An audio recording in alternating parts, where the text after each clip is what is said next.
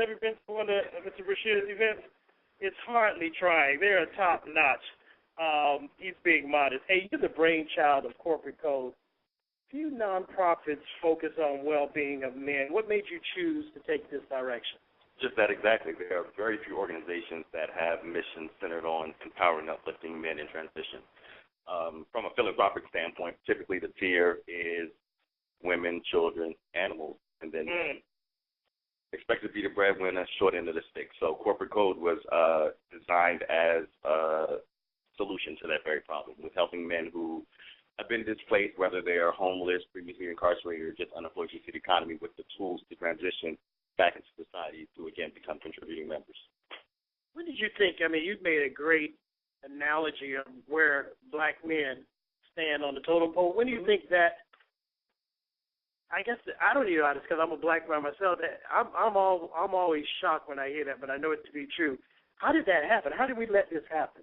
Well, first I'll say it's not a black men's epidemic. It is a male epidemic. It crosses all racial barriers in so many different forms of fashion. I think that for men it becomes very much an ego kind of thing. Like, we're the last ones to want to accept help.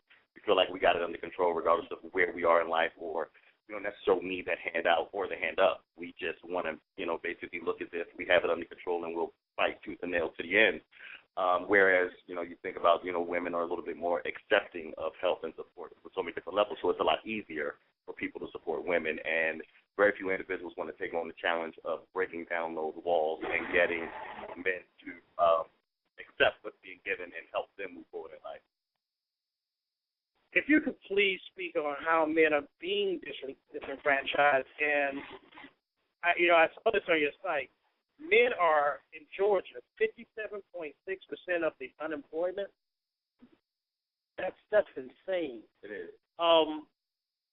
Especially with most people thinking that more women are actually employed than men, that number is staggering. How are we being disenfranchised as men, especially in Georgia?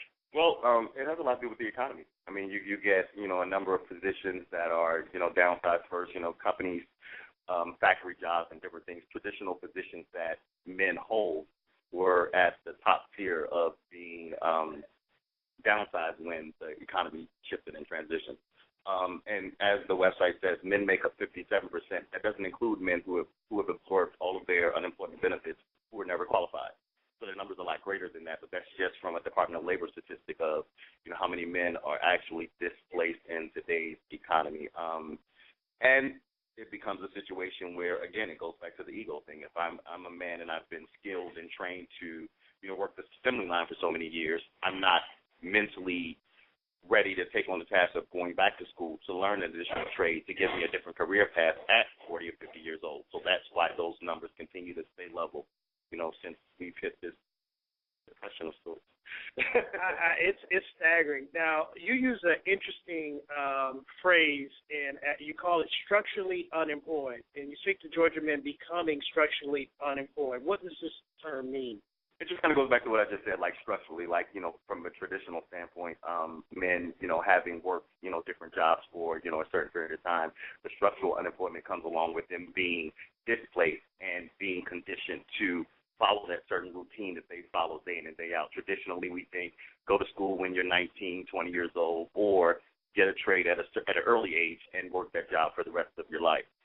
Well, now what's happening in society, there's a number of men who are 30, 40, and 50 years old that are being displaced but don't feel like they are equipped enough or they are comfortable enough to go back to school or get an additional trade to make them employable again.